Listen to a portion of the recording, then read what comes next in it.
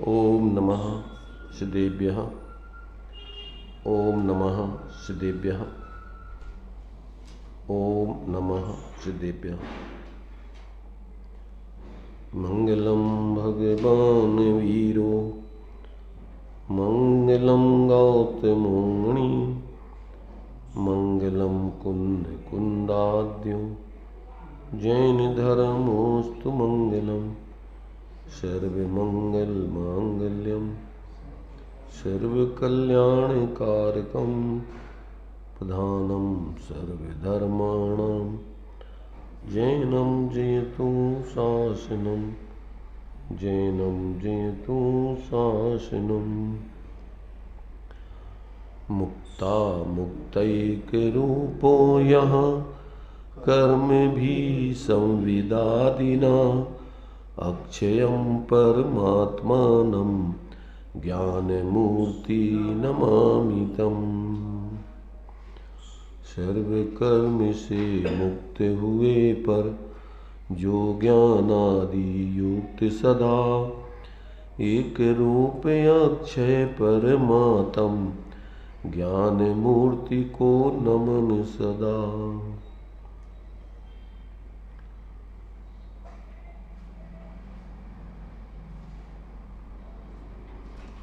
चर्चा अपनी स्वरूप संबोधन के माध्यम से चल रही है। इसमें आचार्य अकलंकदेव ने भव्य जीवों के लिए अपने आत्मा का यथार्थ स्वरूप क्या है उसको स्यादवाद के माध्यम से जो अनेकांतात्मक आत्मा की मूर्ति है, उस आत्मा की उस मूर्ति को, उस स्वरूप को यहाँ पर स्पष्ट करके उसकी प्राप्ति का उपाय बताकर और किस प्रकार से ये जीव अपने संसार के दुखों से निवृत्त होकर उस परम आत्मिक मोक्ष सुख की प्राप्ति करता है, उन सारी विधियों को संक्षेप में 25 श्लोकों में बहुत ही सुंदर तरीके से स्पष्ट किया गया है। अपनी चर्चा भी आत्मा का जो स्वरूप है उसकी सिद्धि के उपरांत मोक्ष और मोक्ष की प्राप्ति का उपाय, इस विषय पे अपनी चर्चा चल रही है। तो मोक्ष की प्राप्ति का उपाय जो मूल में सम्यक दर्शन ज्ञान चारित्र की एकता है, उससे ये जीव संपूर्ण मोह रहित होकर के अपनी स्वाश्रित मोक्ष दशा को प्राप्त करता है। तो उसके संबंध में अभी सम्यक दर्शन, सम्यक ज्ञान, सम्यक चारित्र तीनों का अलग अलग स्पष्टीकरण अपना चल रहा है। तो अभी सम्यक दर्शन, सम्यक ज्ञान के स्वरूप को समझने के उपरांत अब सम्यक चारित्र के स्वरूप की चर्चा अपनी यहाँ पर चल रही है। तो सम्यक चारित्र के स्वरूप के अंतर्गत टीका के माध्यम से तो अपन ने इसकी सामान्य रूप से चर्चा कर ली थी। विशेष रूप से जो चर्चा है वो आध्यात्मिक दृष्टि से जो प्रवचन है उसके माध्यम से अपन अब विचार करते हैं। तो सम्यक चारित्र का स्वरूप 13 और 14 नंबर का जो श्लोक था उसमें स्पष्ट किया था। इसको अपन ने कल पढ़ा था। आज इसका हिंदी पद्यानुवाद पढ़ के और इसके संबंध में अब विशेष रूप से अपन चर्चा करते हैं। तो सम्यक चारित्र का जो स्वरूप आचार्य देव ने बतलाया था उसका हिंदी पद्यानुवाद है। होती हुई ज्ञान दर्शन पर्यायों में थिर होना, या उनका आलंबन या सुख दुख में संभावी होना, मात्र सदा में ज्ञाता दृष्टा सुख दुख में भी एक सदा, नहीं दूसरा कोई मेरा मैं हूँ नित निरपेक्ष महा। इस प्रकार की आत्म भावना मैं दृढ़ता चारित्र कहा, अथवा परम स्वरूप लीनता है सम्यक चारित्र का। ये जो है सम्यक चारित्र का स्वरूप यहाँ पर स्पष्ट आचार्य देव ने 2 छंदों के माध्यम से किया। अब इसी के संबंध में अपन विशेष विचार करते हैं। तो कल अपन ने पढ़ा था कि जो प्रवचन सार जी में जो चारित्र का स्वरूप दिया है उसमें अस्ति और नास्ति से 2 प्रकार से कथन किया था। तो उसमें जो दिया था कि वास्तव में चारित्र ही धर्म है। चारित्रम खलु धम्मो, और धम्मो जो सो समोति निर्दिष्टो, और मोह खोह भीणो परिणामोहु अपणो समो। क्या दिया उसमें कि चारित्र ही वास्तव में धर्म है, और वह धर्म साम्य भाव रूप है। चारित्रम खलु धम्मो, धम्मो जो सो समोति निर्दिष्टो, वह धर्म साम्य भाव रूप कहा गया है। और वो साम्य भाव क्या है? मोह खोह विहीणो परिणामोहु अपणो समो। मोह और क्षोभ, मोह माने दर्शन मोह, क्षोभ माने चारित्र मोह, इन दोनों से रहित क्या है? आत्मा का अपणो परिणाम। आत्मा का जो परिणाम है वही साम्य भाव कहलाता है, और वही सम्यक चारित्र है। इस प्रकार से चारित्र का नास्ति रूप में मोह और क्षोभ से रहित, और अस्ति रूप में आत्मा का जो साम्य भाव है, स्वरूप की लीनता रूप भाव है, जो अपन 6 डाला में पढ़ते हैं निश्चय से। परद्रव्यंते भिन्न आप में रुचि सम्यक्त भला, और आप रूप को जान पनो सु सम्यक ज्ञान कला, और आप रूप में लीन रहित सम्यक चारित्र सोई। अब व्यवहार मोक्षमग सुनिए। तो मूल में चारित्र क्या है? परद्रव्यों से भिन्न अपनी रुचि सम्यक दर्शन, अपने स्वरूप का ही अपने रूप जानपना वो सम्यक ज्ञान, और अपने ही स्वरूप में स्थिरता लीनता, उसका नाम सम्यक चारित्र। ऐसा संक्षेप में उस चारित्र सम्यक दर्शन ज्ञान चारित्र का स्वरूप बताया है। निश्चय व्यवहार की दृष्टि से अगर थोड़ा विचार करें तो रत्नत्रय की अपन लोग पूजन पढ़ते हैं।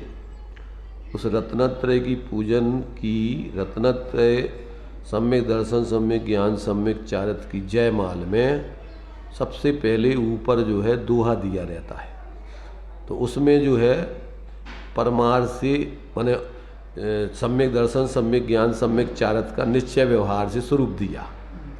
तो उसमें दिया है सम्यक दर्शन का लक्षण, आप निश्चय लखे तत्व प्रीति व्यवहार, रहत दोष 25 है सहित अष्ट गुण सार। सम्यक दर्शन का स्वरूप क्या है? आप निश्चय लखे, अपने को ही अपने रूप में लखना अर्थात प्रीति रुचि, उसका नाम सम्यक दर्शन है। और तत्व प्रीति व्यवहार, तत्वार श्रद्धानम सम्यक दर्शनम, ये तत्व प्रीति ये व्यवहार से सम्यक दर्शन का लक्षण है। और रहित दोष 25 है, 25 दोष से रहित अर्थात निसंकित आदि 8 गुण, 8 मद, 6 अनायतन, 3 मूढ़ता से रहित जो है 25 दोष रहित, संकादि ऐसे 25 दोषों से रहित, और अष्ट गुण सहित 8 कौन से गुण? निसंकित आदि जो है अष्ट गुण सहित, इसका नाम सम्यक दर्शन जानना चाहिए। तो ये सारा का सारा निश्चय और व्यवहार से अस्ति नास्ति में निमित्त आदि की अपेक्षा भी जो कुछ भी उसमें गर्भित होता है वो सब आ जाता है। तो उसके लिए जो है अपन मोक्ष मार्ग प्रकाशक जी में पढ़ा के सम्यक दर्शन के 4 लक्षण, सच्चे देव शास्त्रु का श्रद्धान, वो भी सिद्धानम परमार्थानाम आप्तागम तपोभृताम त्रिमूढ़ापूर्णम अष्टांगम सम्यक दर्शन मस्मयम। तो वो 8 अंग सहित, 8 मद रहित, 6 अनायतन, 3 मूर्त आदि रहित, 8 गुण सहित वो सब उसमें गर्भित हो गए। ऐसा जो है वो सम्यक दर्शन का लक्षण दिया है। अथवा 7 तत्वार श्रद्धानम, अथवा स्वपर का श्रद्धान या आत्मा का श्रद्धान। तो जिसको सम्यक दर्शन होता है उसको ये चारों लक्षण सम्यक प्रकार से पाए जाते हैं। ऐसा जो है ये अपने लिए सम्यक दर्शन के अंतर्गत ये स्वरूप सामान्य से और विशेष रूप से उसमें दिया है। सम्यक ज्ञान का जो लक्षण दिया है रत्नत्रय की पूजन में, आप जाने नियत। सम्यक ज्ञान का लक्षण क्या है? निश्चय से परद्रव्यंते भिन्न अपनी रुचि सम्यक्त, आप रूप को जान पाना सम्यक ज्ञान। तो आप जाने नियत निश्चय और ग्रंथ पठन व्यवहार। सम्यक ज्ञान का लक्षण क्या है? शास्त्रों का सविकल्प रूप में जैसा शास्त्रों में वस्तु का स्वरूप बतलाया है, 6 द्रव्य 7 तत्व आदि, उन सब का वो विचार सविकल्प दशा में करना, ये व्यवहार है। तो ये हो गया क्या है? सम्यक ज्ञान का लक्षण। और उसमें संशय विभ्रम मोह बिन अष्ट अंग गुणकार। उसी सम्यक ज्ञान का क्या क्या है लक्षण पूरा? आप जाने नियत, ग्रंथ पठन व्यवहार, और संशय विभ्रम मोह बिन। संशय विपर्य नध्योसाय, ज्ञान के 3 दोष बतलाए। तो संशय विभ्रम मोह बिन अष्ट अंग गुणकार। तो अष्ट अंग कौन से? अष्ट अंग सम्यक, जैसे सम्यक दर्शन के ऐसे सम्यक ज्ञान के भी हैं। कौन से?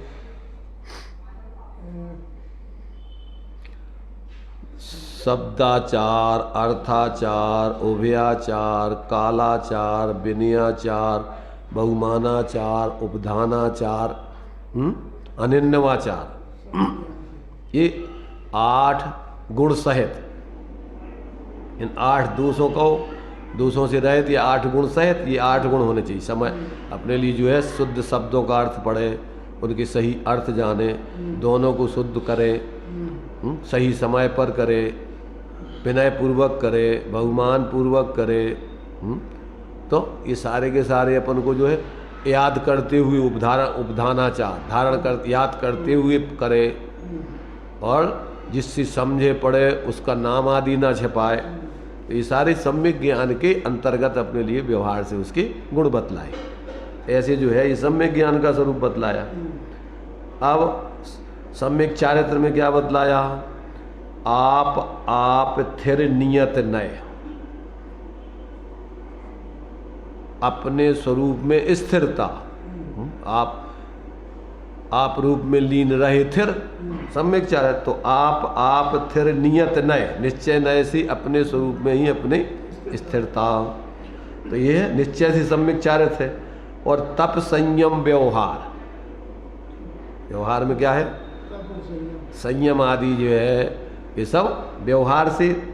और स्वपर दया दोनों लिए, अपने स्वरूप में स्थिरता से अपनी दया, और संयम बाहर में तप संयम आदि से बाहर में 5 महावीर 13 प्रकार को चारित्र दिया है। स्वपर दया दोनों लिए 13 विध दुखहार, 13 प्रकार को चारित्र, 5 समिति, 5 महावीर, 5 समिति, 3 गुप्ती। तो इसमें स्वपर हित दोनों में गर्भित समझना। तो ये एक में लखो, आप में लखे सम्यक दर्शन, आपको जाने तो सम्यक ज्ञान, आप में थिर हुए तो सम्यक ज्ञान। ये निश्चय से मोक्ष मार्ग। और इसके बाद दूसरी लाइन में जो है व्यवहार का उसमें कथन दिया गया है। उसके साथ सहचरभूत अथवा पूर्वचर, ये इस प्रकार के व्यवहार का आपके जीवन में होगा, तभी उसकी सिद्धि होगी। इस प्रकार से ये मोक्ष मार्ग का अपन पूजन में भी ये आप यदि स्वाद उसके विषय को समझ के पढ़ते हो तो पूजन में भी पूरा वस्तु का स्वरूप निरूपण करते।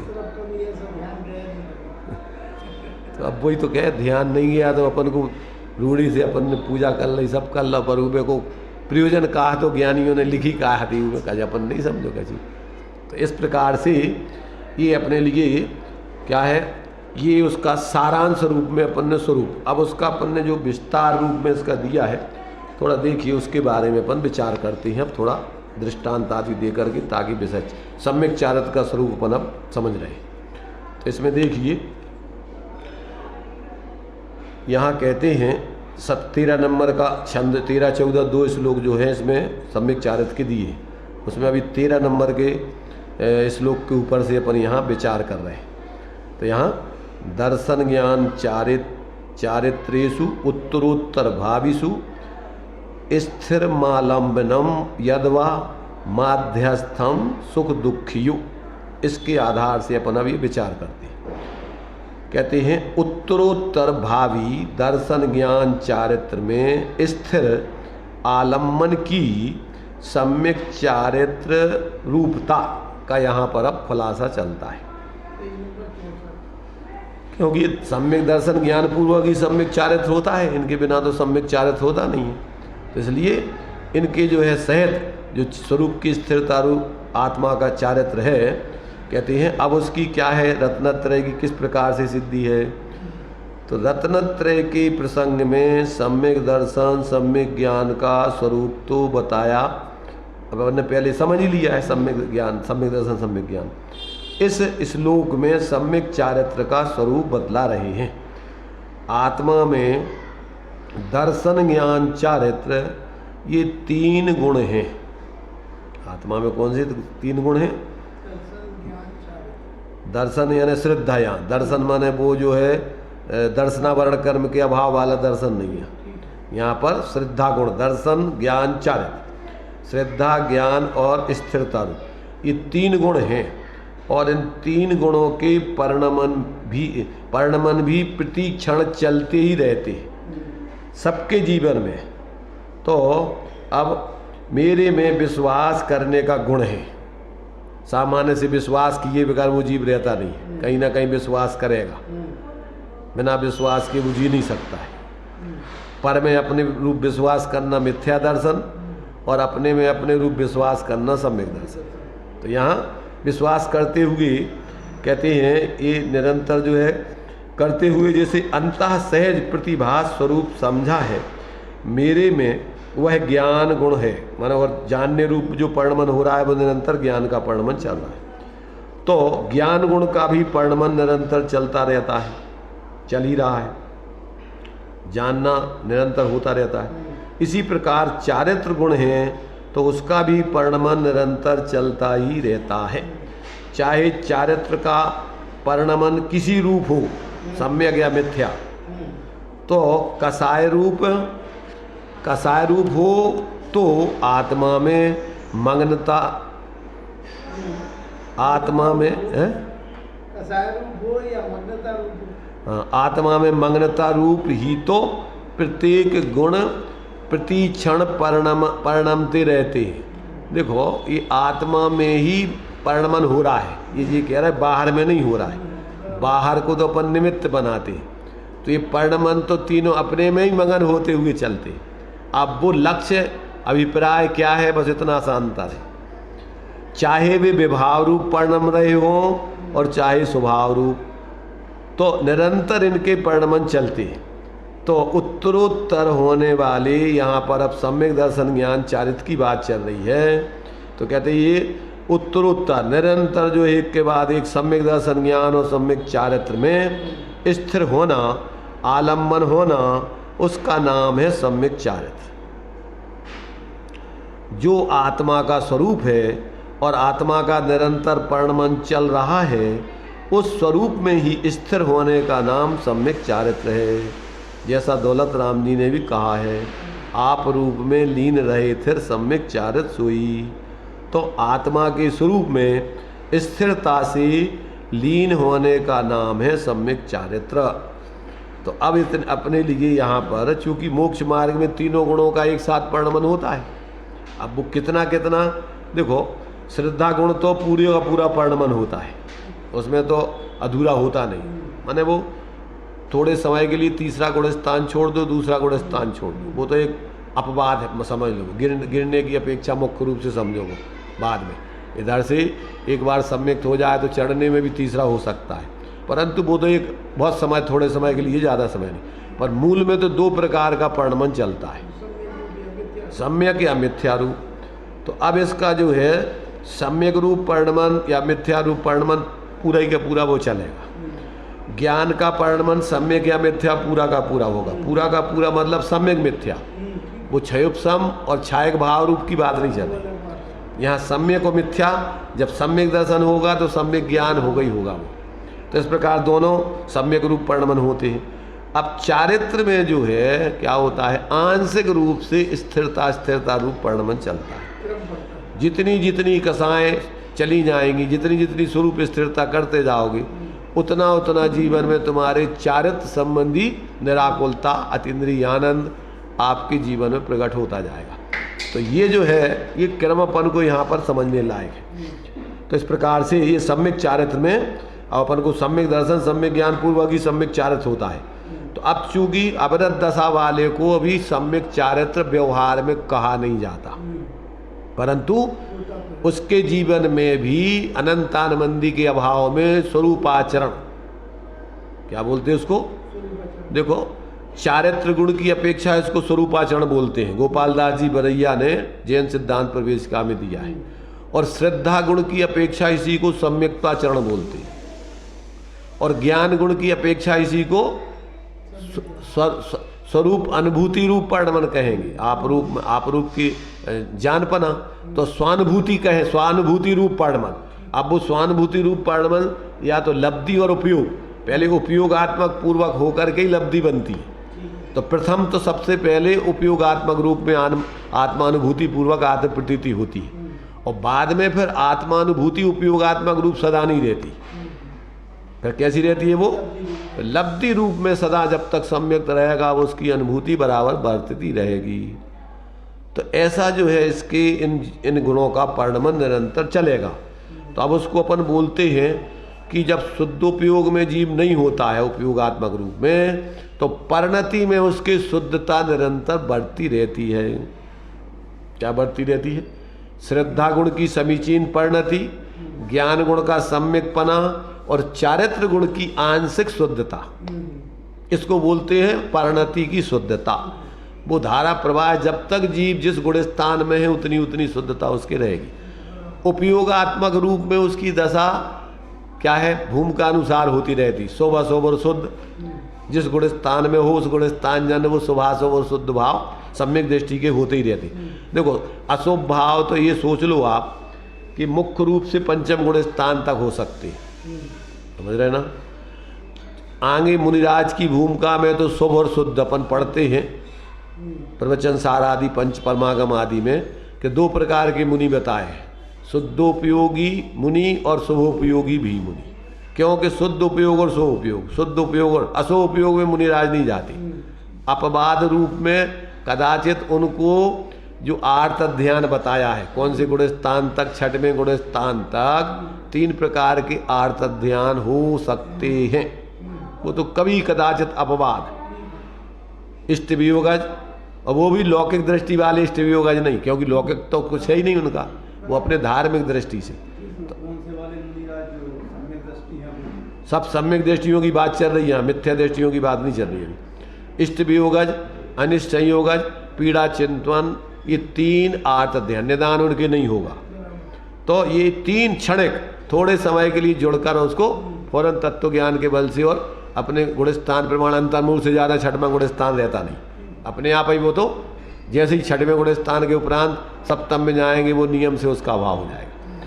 तो इस प्रकार से ये मुनिराजों के उपयोगात्मक रूप में तो उनका छठवां सातवां गुण स्थान चलेगा, तो शुद्ध उपयोग शुभोपयोग आदि की स्थिति उनकी बनती रहती। श्रावकों की कभी सामायिक आदि कालों में शुद्ध उपयोगी, बाकी समय में शुभोपयोगी, अथवा कदाचित संसार के कामों में भी लग रहे हैं तो उसको व्यवहार से अशुभोपयोग कहेंगे। परंतु सम्यक दृष्टि के कभी भी ऐसा आश्रव बंद नहीं होता है कि जिससे उसकी दुर्गति हो जाए। वो तो नियम से सम्यक दृष्टि जो भी होगा माने मनुष्य तो त्रियंश, तो नियम से मर के वैमानिक देवों में ही जाएगा। कुछ समय के लिए उपयोग में उसकी तीव्रता मंद कसाय की हो सकती है। आयु का बंध जब भी होगा उसकी मंद कसाय में शुभ भावों में ही होगा, शुभ भावों में नहीं होगा। आयु बंद पहले हो गया हो तो बात अलग, वो एक अलग चीज हो गई। वो भी अविरत दशा में, देशवृत्त की दशा में आयु बंध नहीं होता। फिर माने उसके पहले हो जाए तो देशवृत्त नहीं होते। फिर जैसे मान लीजिए मैंने अकेले देवगति को छोड़ दूँ, अगर मनुष्य आयु बन जाए, त्रियंश आयु बन जाए, नरक आयु बन जाए, तो फिर अविरत दशा से ऊपर का गुण स्थान नहीं होता है, सम्यक दृष्टि हो सकता है। देशवृत्ति होगा पंचम गुण स्थान वर्ती वाली, तो नियम से उसके जो है आगे की आयु इन 3 गतियों की नहीं बनेगी। न उसकी त्रियंश आयु बन सकती है, न मनुष्य आयु बन सकती है, न नरक आयु बन सकती है। देव आयु बन जाने पर वो देशवृत्ति, महावृत्ति आदि बन सकता है। अच्छा, जो सम्यक दृष्टि होते हैं उनकी एक बार आयु बन गई, मान के चलो देवायु बन गई, अब देवायु से फिर तय करके आते हैं, फिर तो मनुष्य में ही आएंगे। अरे वो तो होते से वो अलग चीज हो गई। अभी तो बंधने की आगे की आयु की बात चल रही है अभी, कि जब सम्यक दशा है तो सम्यक दशा में अगर आयु नहीं बंधी है तो नियम से मनुष्य त्रियंशों को देवायु वैमानिक आयु बनती है। भवनत्रक नहीं, देवांगनाएं नहीं, हीन देवों में नहीं, ऐसे उत्कृष्ट वैमानिक आदि देवों में ही उनका जन्म होता है। तो इस प्रकार से ये तो अपन ने सामान्य जानकारी उसकी ले ली। अब इसमें अपने लिए देखिए कि सुख दुख में माध्यस्थ की सम्यक चारित्र रूपता। सुख दुख में यानी जो पुण्य पाप के उदय की जो परिस्थिति बनती है उसमें वो मध्यस्थ रहते हैं, सम्यक चारित्र उसी का नाम है। सुख दुख में हम समता धारे रहे अचल जिमि सदा अटल। तो इस प्रकार से यहाँ कहते हैं कि सुख दुख में मध्यस्थ भाव रखने का नाम है सम्यक चारित्र। सुख में हर्ष ना माने और दुख में विषाद ना माने, दोनों को कर्मकृत कलंक जाने, उन्हें अपना स्वरूप ना समझें, उस दुख सुख परिणति से हटकर अपने आप के भाव में रमना, मध्यस्थ होना सम्यक चारित्र है। संसार में सुख दुख का चक्र तो चलता ही रहता है। हाँ, ये सुख दुख जो है देखो, साता साता वेदनी के उदय में मोह पूर्वक सुख दुख होता है। तो जिसके अभी सम्यक चारित्र है उसको उस जाति का मोह तो होता नहीं है कि जो सुख दुख में, सुख में हर्षित हो जाए, दुख में। हाँ, ये बात अलग है, अस्थिरता जन्य जुड़ान हो सकता है। तो अस्थिरता जन्य जुड़ान ऐसा नहीं होता है कि जिससे उसके परिणामों में बहुत ज़्यादा विकलता आ जाए। अस्थिरता जन्य होता है तो उसमें वो उतना कितना संजुलन का सायजन मुनिराज है। तो श्रावक होगा तो दो चौकड़ी के अभाव जन उसमें वितरागता रहेगी, और थोड़ी सी तो उसमें मुनिराजों की सिर्फ संजुलन का सायजन। श्रावक की जो है प्रत्यख्यान और संजुलन का सायजन। प्रत्यख्यान का है तो संजुलन तो उसमें होता ही नहीं, प्रत्यख्यान का उदय रहेगा, अब प्रत्यख्यान और अनंतानबंदी का अभाव रहेगा। और अविरत सम्यक दृष्टि के अप्रत्यख्यानावर्णी कसाय आदि जन उसके क्या है जुड़ान हो सकता है, और उसमें बराबर भेद विज्ञान बढ़तेगा, उसमें एकत्व बुद्धि नहीं हो गई। एक कर्मकृत भाव है, अपनी चारित्र की अस्थिरता से हो रहे हैं, और बाकी भीतरागता तो उसकी अनंतानबंदी जन उतनी चलती रहेगी, ऐसा उसके भेद विज्ञान बढ़ता है। इसलिए सम्यक दृष्टि के इस प्रकार के इस सुख दुख के उदय में भेद विज्ञान पूर्वक समता भाव रहता है। जैसे गाड़ी का चक्का में चलता तो रहता है, जो हिस्सा ऊपर है वह नीचे आया और जो नीचे है वह ऊपर गया। इस तरह ऊपर नीचे वह चक्का घूमता रहता है। यूं ही सुख दुख संसार में घूमते रहते हैं। सुख के बाद दुख आता है और दुख के माने बाद सुख दुख संसार में घूमते रहते नहीं, माने संसार में सुख दुख जीवन में आते ही रहते हैं। कभी धूप कभी छाँव, जीवन है वो गांव। क्या इसमें नियम से पुण्य पाप का उदय चलता ही रहता है। तो इसमें इस उत्पन्न पाप के उदय में क्या है, ज्ञानी जीव भेद विज्ञान रख करके उसमें हर्ष विषाद नहीं करता। अज्ञानी का लक्षण क्या दिया है, मैं सुखी दुखी, उस पुण्य पाप के उदय में एकत्व बुद्धि करके जुड़ जाता है। और ज्ञानी इनसे पृथक अपने को जानता है, मैं तो ये सुख दुख कर्म के उदय का अपने मोहजन्य जुड़ान है पुण्य पाप के उदय। वास्तव में मेरा स्वरूप तो शांत रहने का, जितना जितना कसाय रहे तो उतनी शांति, और भेद विज्ञान पूर्वक उसमें अपना स्वरूप नहीं मानना, ऐसा चलता रहता है। सुख के बाद दुख आता। यह सांसारिक सुख दुख की बात कही जा रही है। आत्मिक आनंद की बात इससे विलक्षण है। एक बार भी आत्मिक आनंद प्राप्त हो तो वह आनंद छूटेगा नहीं, लेकिन संसार के सुख और दुख ये छूटते रहते हैं। चक्र की तरह परिवर्तन होता रहता है। तब यह निर्णय बनाए कि सुख दुख के बाद सुख आएगा तो सुख के बाद दुख आएगा। जिसके बाद दुख आए वह चीज अच्छी है क्या? जिसके बाद दुख आए वह चीज अच्छी है क्या, या जिसके बाद सुख आए वह चीज अच्छी है? तो यह तो कहे तो देंगे शीघ्रता में कि जिसके बाद सुख आए वह चीज अच्छी है, लेकिन पसंद तो नहीं करते। दुख के बाद सुख आता तो दुख क्या बुरा है? इसके बाद सुख आएगा उस दुख को क्या बुरा समझना? और जिसके बाद दुख आए वह सुख तो बुरा है, तो सुख बुरा रहा ना कि दुख। भाई जो चीज़ ऐसा सोचो कि अपने लिए जो लाली है, लाली तो जो लाली अपने लिए सूर्य उगावे वो लाली अच्छी, और जिस लाली के बाद सूर्य अंधेरा हो जाए वो लाली अच्छी थोड़ी है। ऐसे ही जो है सुख के बाद दुख आएगा, तो अब जिस सुख बुरा है कि अच्छा कहलाएगा? जिसके बाद दुख आना है तो ये तो अच्छी बात नहीं है, फिर बुरी चीज़ है ये तो। और जिसके बाद सुख आएगा वो चीज़ अच्छी है, तो दुख के बाद सुख आता है तो दुख अच्छा कहलाएगा। और कहते भी है अपन देखो, दुख में सुमरण सब करें, सुख में करे न कोई, और जो सुख में सुमरण करें वे कोई बिरले होएं। कोई सम्यक दृष्टि पुण्य के उदय में क्या है, अपने स्वरूप का स्मरण करता है। अज्ञानी जीव तो भूल जाता है। इसलिए जब तक व्यक्ति को इस प्रकार से तात्विक, अब दूसरी दृष्टि से भी इसके बारे में विचार देंगे। दूसरी दृष्टि से भी देखिए, सांसारिक सुख में रहने वाले जीव आराम और विषयों को और प्रकृतियां भी झोंका करते हैं। माने देखो, सांसारिक सुख में रहने वाले जीव आराम और विषयों की ओर प्रकृति रूप से झुक जाते हैं। उस तक जड़ पे झुक पुण्य के उदय में जीव उसमें लीन हो जाता है। हाँ, झुकते रहते हैं। भगवत स्वरूप का स्मरण, आत्मा की सुध, इनमें चित्त उनका नहीं चलता।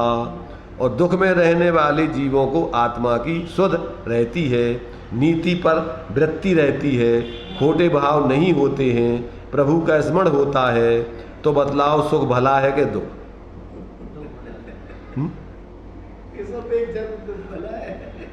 तो दुख भला है ना, लेकिन मोह में ऐसी आदत पड़ी है कि दुख तो रंज भी नहीं पसंद करते और सुखी सुख पसंद करते हैं।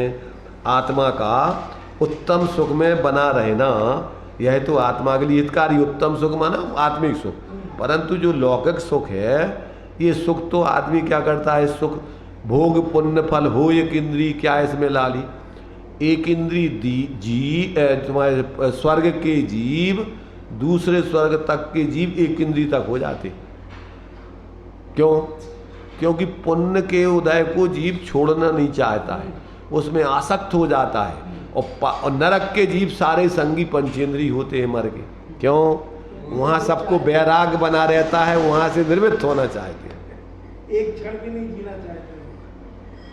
स्वर्गों के देव एक इंद्री तक हो जाते मर कर के, भाई पेड़ पतियाँ, क्योंकि वो छोड़ना नहीं चाहते। उसमें आसक्त होते। अपन देखो ना 24 घंटे अपन अनुकूलता में रचे पचे रहते और अपन को धर्म पर धर्म करने की कोई याद ही नहीं आती।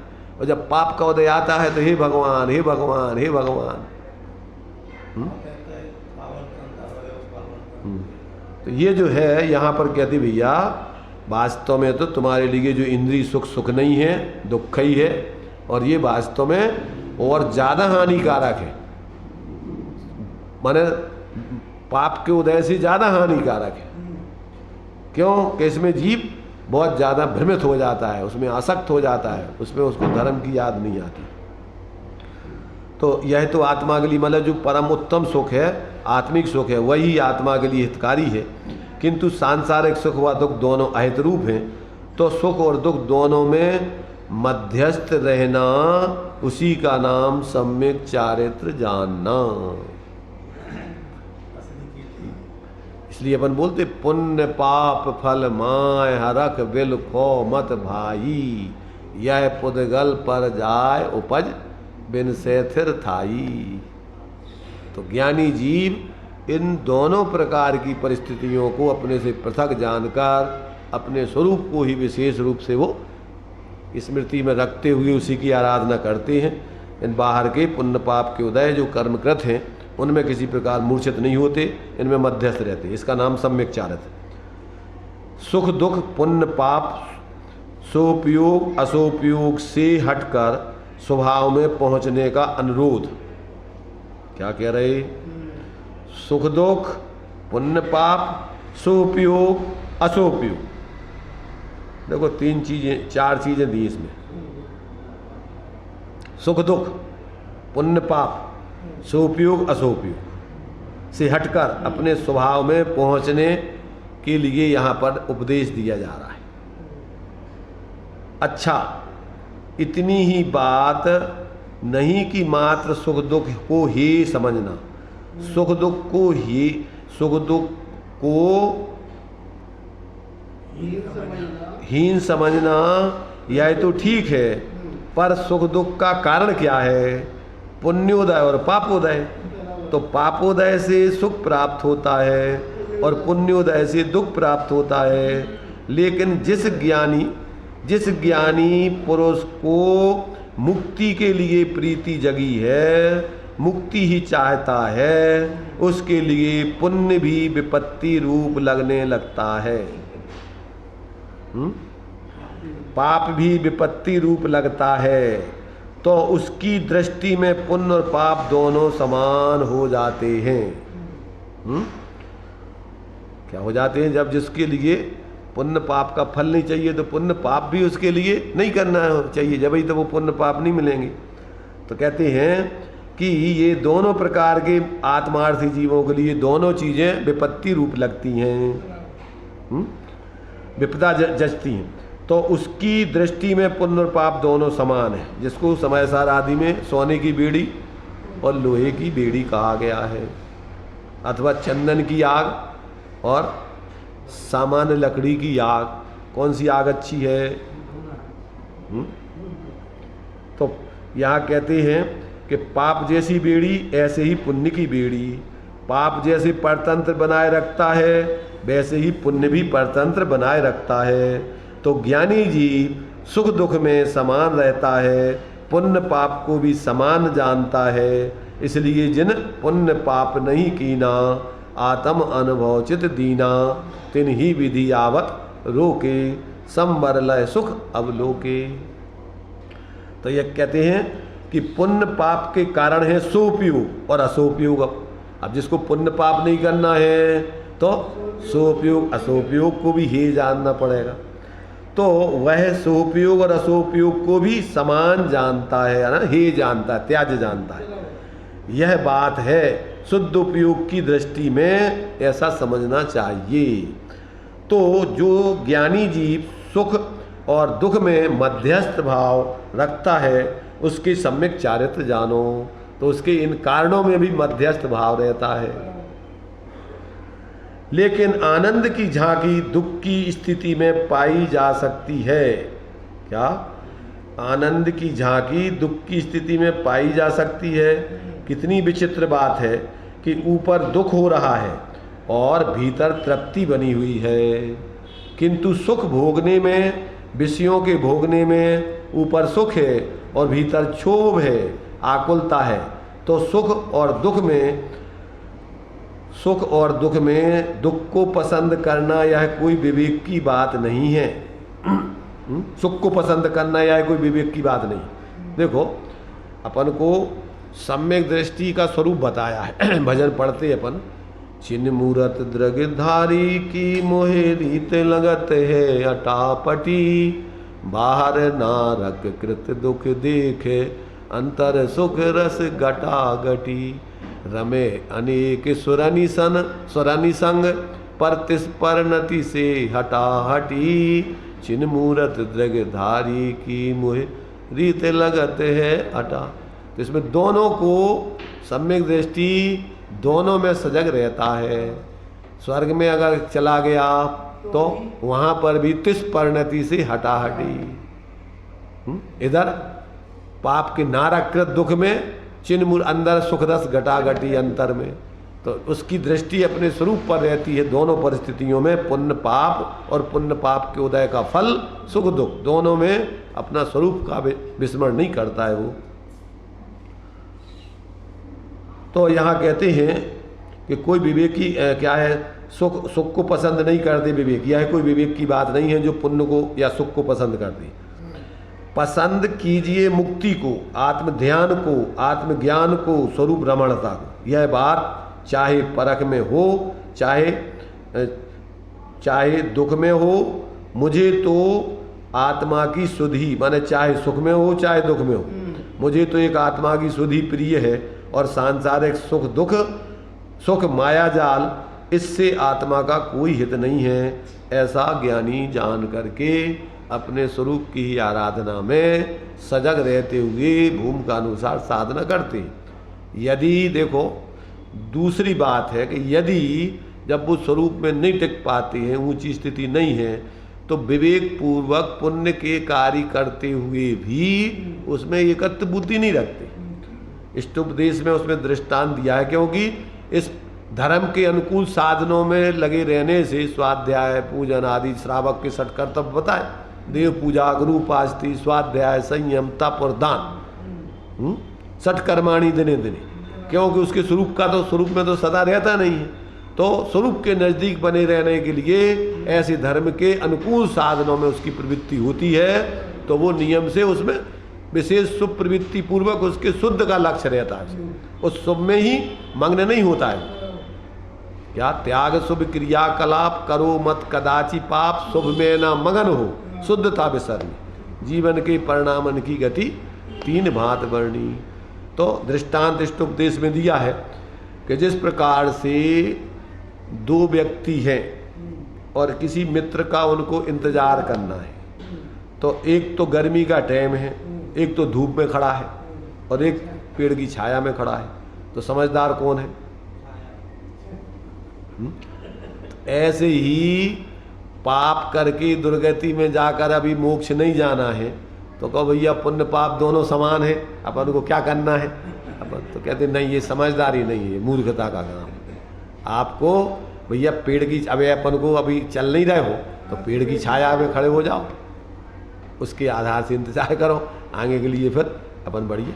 इसलिए जब यात्रा यानी रोडों के किनारे चारों तरफ पेड़ होते हैं, वो इसीलिए है कि जब थक जाए यात्री तो थोड़ा पेड़ की छाया में बैठ जाए, अथवा दोनों तरफ पेड़ लगे रहते ताकि जो है इधर सूरज हो चाहे इधर हो, पर उसको जो धूप छाया मिलती रहे गर्मी के टाइम में। इस प्रकार से ये 13वें श्लोक की जो है अपन ने थोड़ी विस्तृत चर्चा की।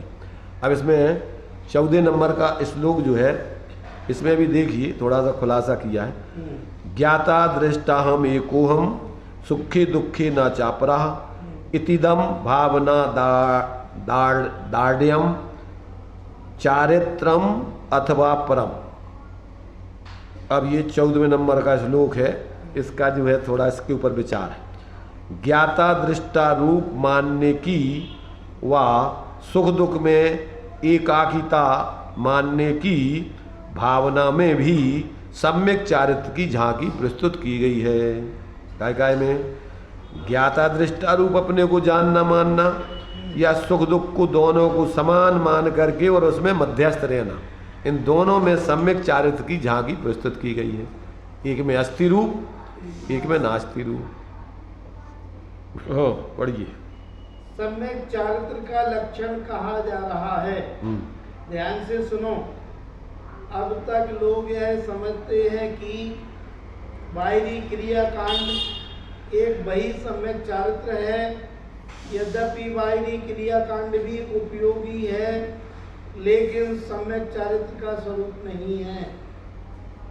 भाई नैमित्तिक रूप में, सहचर भूत में अथवा पूर्वचर रूप में ये सब 5 महाव्रत, 5 समिति आदि ज्ञानियों के जीवन में पाई जाती है, परंतु ज्ञानी जानते हैं कि वास्तव में ये सम्यक चारित्र नहीं। इसके साथ में अपने सम्यक चारित्र की आराधना चल रही, तो वो बराबर विवेक रहता है उनको। इसलिए मात्र बाहर की जो अनादिकाल से जीव की भूल चली आई है कि बाहर चारित्र में ही वो धर्म बुद्धि, क्योंकि अंतर्गत स्वरूप आचरण वाला चारित्र तो दिखता नहीं है, तो अज्ञानी जीवों को बाहर का ज्ञानियों के चारित्र को ग्रहण करके उसी में संतुष्ट होकर जीव ने अनंत बार उसको ग्रहण कर लिया।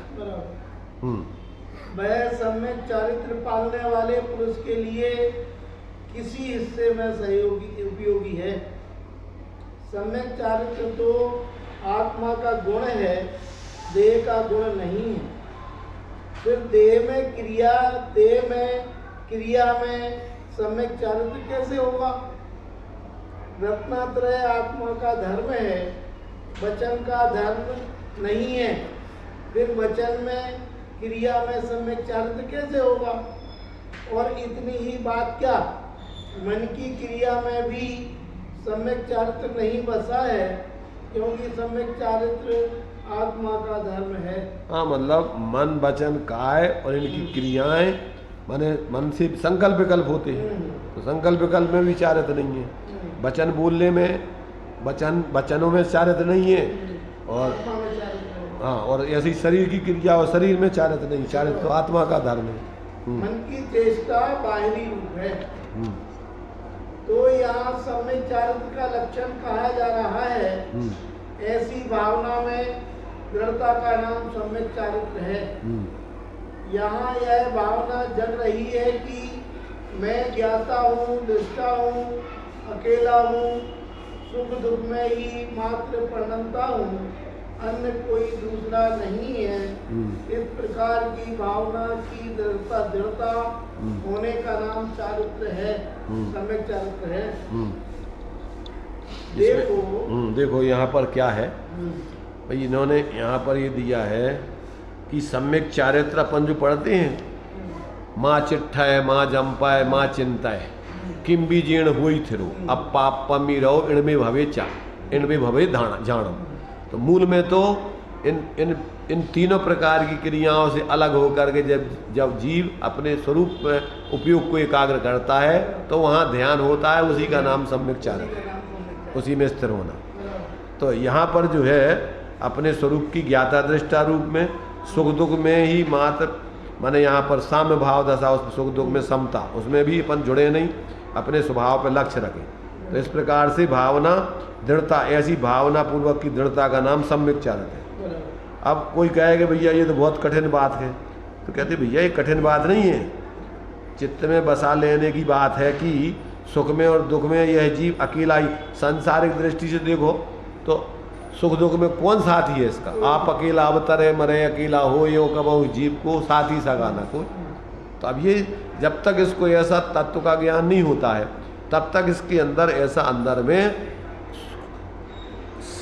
अरे अपने एकत्व भक्त स्वरूप में उसको इस प्रकार के जो है एक रुचिपूर्वक स्थिरतापूर्वक उसका जो है जीवन उसका स्वास्थ्य नहीं बनता है। एकाकी रहने में लोगों को ऐसा लगता है बुरा, समझे ना, भयभीत होता है कि भैया अकेले, अरे भैया इनको तो कोई नहीं है, अरे किनको कौन है। मोही जीवों को ऐसा भ्रम होता है कि भैया हमारा तो घर भरो पूरो घर है, अरे भैया ये तो बेचारे अकेले हैं, इनको तो कोई है ही नहीं है। इसलिए महाराज लोगों को बेचारे देखो कोई नहीं है इनको, और वे देखते हैं कि बेचारे इनके देखो का दुर्बुद्धि है। ये भ्रम में पड़े हैं, और अब जब ये इन संयोगों में इन परिवार कुटुंब में मोह कर रहे, तो जो तो छूटना ही है, परमार्थ से तो छूटा ही है। अब भ्रम से जी मान रहे जी हमारे सब साथी संगाती, और जब छूटेगा तो उनकी बुरी हालत होगी। खबर पड़ेगी बादिन्ना तादिन्ना भाई तादिन्ना। तो ऐसा ज्ञानियों को बराबर निरंतर विवेक जागृत रहता है, इसलिए वो इस सुख दुख बाही उदय में किसी प्रकार से विचलित नहीं होते, अपने ज्ञाता दृष्टा स्वरूप को ही अपना निरंतर स्वरूप समझकर उसकी स्थिरता करते हैं। ऐसा जो है अज्ञानी जीव इस प्रकार से व्यर्थ की मिथ्या कल्पनाएं करके अपने आप को सुखी मानते रहते, दुखी मानते रहते। यहाँ सुखी दुखी भी देखो यहाँ दिया है, ये दिया है कि कोई किसी के सुख को बनाने वाला नहीं है, दुख भी एक कोई देने वाला नहीं। मान लो 10 पुरुषों को सुख या दुख हो रहा है, तो क्या है, दुख उनकी अपनी अपनी परिणति से हो रहा है, ना कि कोई एक दूसरे सुख दुख दे रहे हैं। कोई किसी को सुखी नहीं करता। तो सुख दुख में जो अकेला हो, ज्ञाता दृष्टा हो, जाननहार हो, देखनहार हो, इस प्रकार की भावना की दृढ़ता का नाम ही सम्यक चारित्र जानना।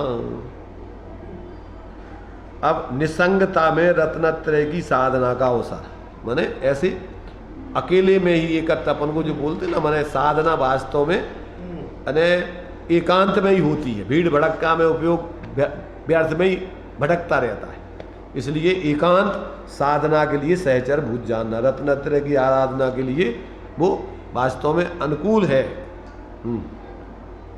निसंगता में रत्नात्रय की साधना का अवसर।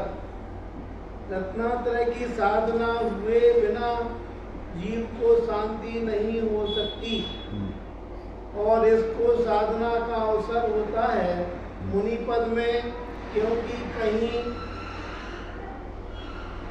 कहीं की चिंता नहीं, फिक्र नहीं। हाँ, मजा कहा नहीं जाए इस कंगाली का। केवल एक आत्मा के ध्यान के लिए ही समय है। एक शरीर में क्षुधा हुई, भूख हुई, तो जिस वक्त भी हुई, रात्रि को छोड़कर और दिन में सुबह की 3 घड़ी, मध्याह्न की 3 घड़ी, शाम की 3 घड़ी छोड़कर बाकी दिन में किसी भी समय शुद्ध आहार लेने के लिए चर्या कर लेते हैं, और समय पर जैसा भी शुद्ध आहार मिल गया लेकर अपने ही कार्य में लीन हो जाते हैं। तो आत्मा के रत्नात्रय धर्म के पोषण के लिए तो मुनिपद समर्थ है, लेकिन श्रावक जन भी तो इस रत्नात्रय धर्म की यथाविधि यथाशक्ति सेवा कर सकते हैं। हाँ, इसका सेवन कर सकते हैं, इसकी सेवा की जगह सेवन। हाँ। सम्यक दर्शन में क्या बाधा?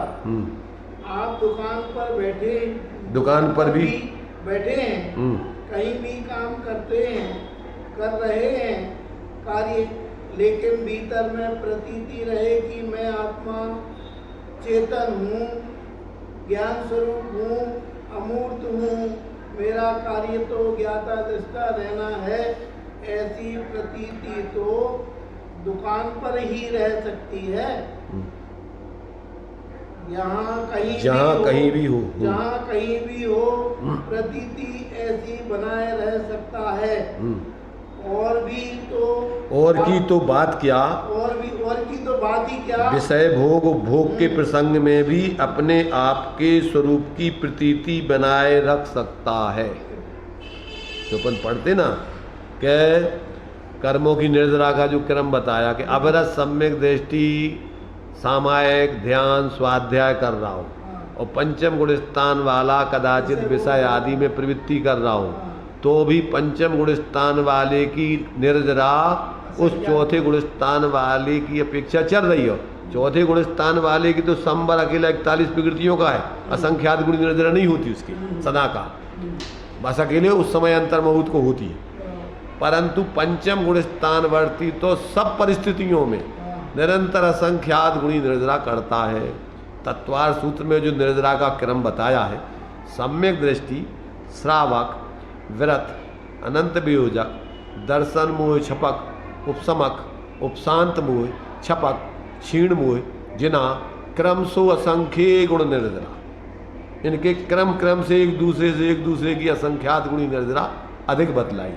तो सम्यक दृष्टि से श्रावक, तो मतलब बाह्य प्रवृत्ति से निर्जरा नहीं होती। तो श्रावक से असंख्यात मुनि मुनिराज। हाँ, सम्यक दृष्टि श्रावक विरत और अनंतानंदी की विषय योजना करने वाला, फिर दर्शन मोह की छपड़ा करने वाला, और हाँ इनसे असंख्यात गुणी एक की ज्यादा, और फिर उपसम श्रेणी पर चढ़ने वाला, फिर उपशांत कसाय 11 में गुणस्थान वाला, फिर उससे ज़्यादा सपक श्रेणी पर चढ़ने वाला, फिर उससे ज़्यादा 12वें गुणस्थान में क्षीण मोह वाला, फिर उससे असंख्यात गुणी जिनेन्द्र भगवान जिन, इनकी नजरा एक से असंख्यात गुणी विशेष, ऐसा एक क्रम है। इसलिए बाहर की प्रवृत्ति से नजरा नहीं। इसलिए ये श्रावक ये नहीं समझे कि हम भैया अब तो मुनिराज ही बने बिना धर्म हो नहीं सकता है, माने मुनिराज ही बनेंगे जब ही धर्म होगा।